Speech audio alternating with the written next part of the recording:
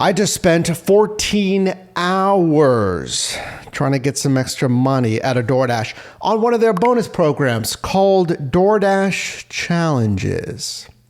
Now, before you invest your precious free time driving for DoorDash, this is my honest review. Are DoorDash Challenges, and more so their bonus programs, actually worth it? I've done 2 recent challenges. What are challenges? They're just bonus incentives where you have to complete a certain amount of deliveries first, and then you get the extra money. It's called a batched bonus. Now you might be thinking, let me know down below. I never see DoorDash challenges like ever in my marketplace. So number 1, how can I get more challenges? Number 2, well, I know about peak pay, like their kind of standard bonus incentive. Are challenges better? How much do they pay? I have actual stats to show you how much I earned on my recent challenge. I've had 2, maybe 3 challenges in the last 6 months. So let me know if you've had any, like one challenge in the last 6 months, because one of them was a massive extra $200. And this is in addition to your standard, base pay, customer tips, and in addition to any peak pay. That's a whole nother thing if you actually have any peak pay. It was $200 extra after completing 20 deliveries. That is in essence, and this is how you can kind of think about it, an extra $10 per delivery. That is astounding. Now, my most recent one, the one that I'm going to show you numbers here in a second, was an extra $50 for completing 25 deliveries. So a more moderate extra of like $2 per delivery. But lean in here, because here's the secret. I'll tell you the reality and the honest truth about how to get more challenges. Are you ready? Getting more challenges. The secrets is there's no secret. Yeah, sorry. There is nothing you can do. Nothing that we've ever seen reported in the app, emails, support articles, nothing to generate more challenges. Like, I'll tell you, maybe if you don't dash as much, maybe your profile will get more peak pay, but challenges, in my opinion, are even more rare than peak pay. There's nothing, because I've dashed, then I've like cooled down on my dashing. I haven't dashed as much.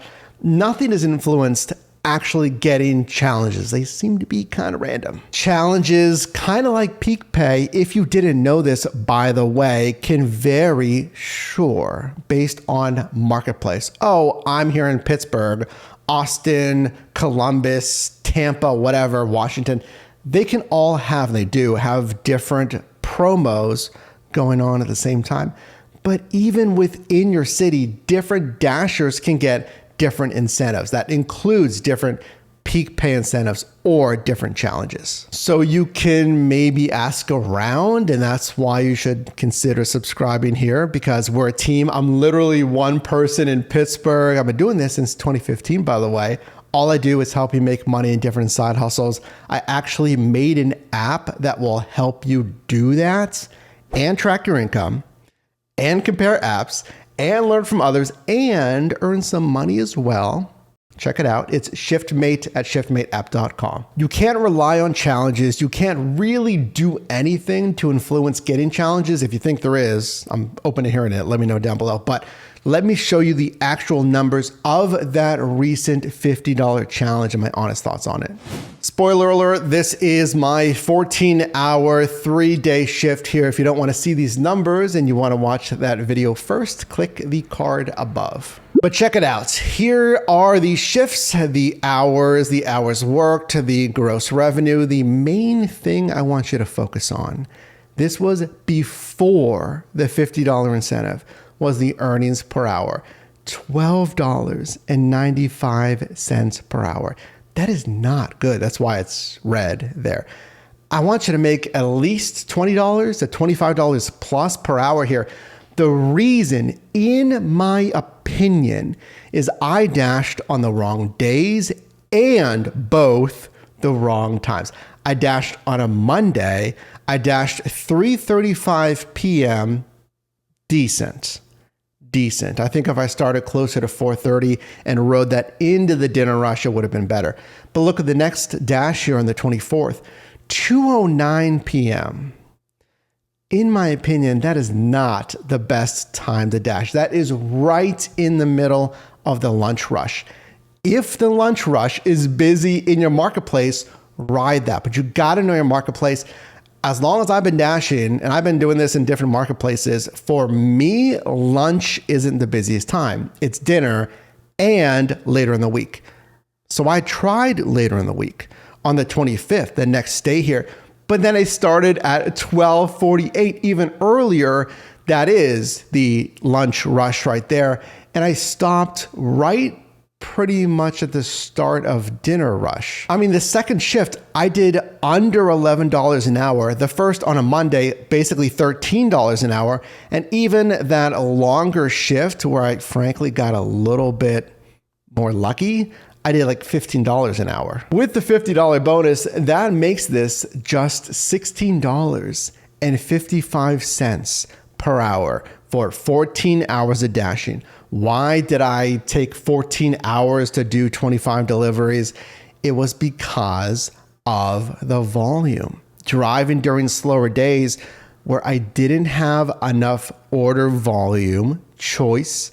They weren't sending me enough offers. So what they would send me, it was slower, but then I decline again, waiting even longer. So I had a lot of downtime, which lowers this gross revenue per hour. Now, going back to before the bonus, I mean, the ones that I did select were higher paying offers because I was waiting for higher paying offers. Ideally, I want you to get around $7 per offer here.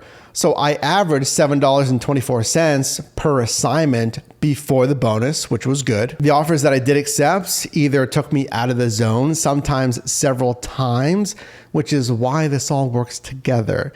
The positioning, the offers you accept, if you have to wait longer because you accepted from a restaurant that's not on their game.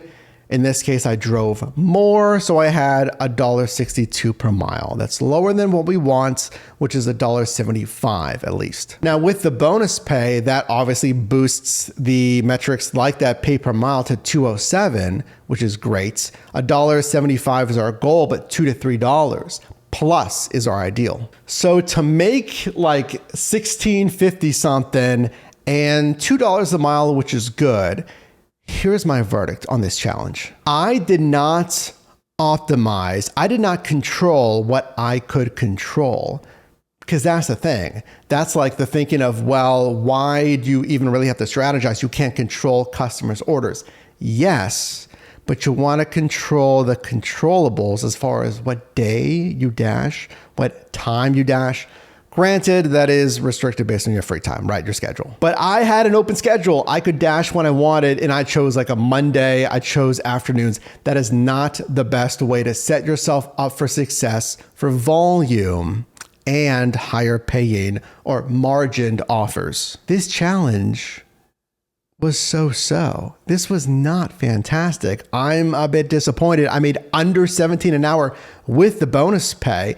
Sure, it improved my pay per mile, so great. You know, I'm not wearing down the vehicle as much, but for my time, there was too much wasted time. Flat out, there's too much wasted time to make $16.55 an hour. With a challenge, you should be making like $19, $20 an hour plus every single time.